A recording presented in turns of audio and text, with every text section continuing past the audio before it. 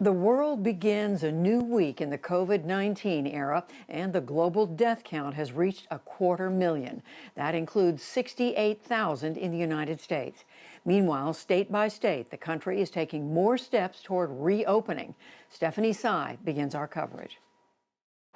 Barbers in Omaha, Nebraska were back at work today. Financially, it's been real bad, but I think I pretty much missed the atmosphere of being able to cut hair and being around people.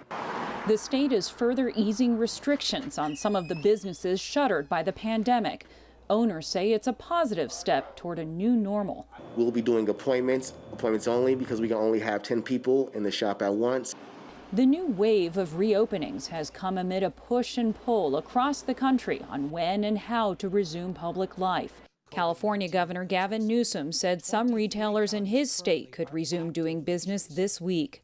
In South Dakota, a Smithfield pork processing plant, formerly closed due to hundreds of COVID-19 infections, began partially reopening today.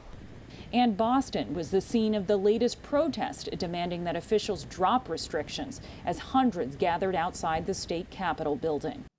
In the nation's capital, the Senate gavelled in for the first time in more than 5 weeks. That wasn't the case across the Capitol, where the House of Representatives opted to stay away, while Washington, D.C. remains a virus hotspot.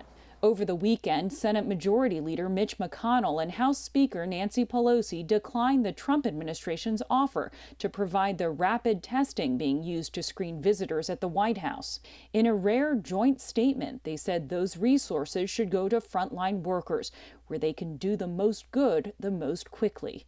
Meanwhile, on Sunday, in a Fox News town hall, President Trump urged a broader return to work, even as he upped his estimate on how many Americans could die. We're going to lose anywhere from 75, 80 to 100,000 people. That's a horrible thing. We shouldn't lose one person over this.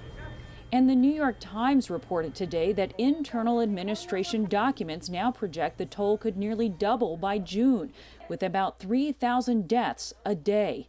The White House downplayed the report, saying it had not gone through interagency vetting, but new modeling from the University of Washington showed similar results, a projected death toll of 135,000 due to relaxed social distancing. At the town hall, Mr. Trump also claimed early briefings from his own intelligence community failed to depict the severity of the virus. On January 23rd, I was told that there could be a virus coming in, but it was of no real import. Meanwhile, Europe's hardest hit countries are moving to loosen restrictions.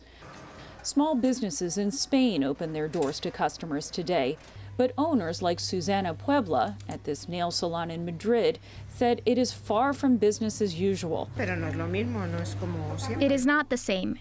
It's not the way it was before. It's complicated now because we have to disinfect a lot more than before, but we are happy to be back.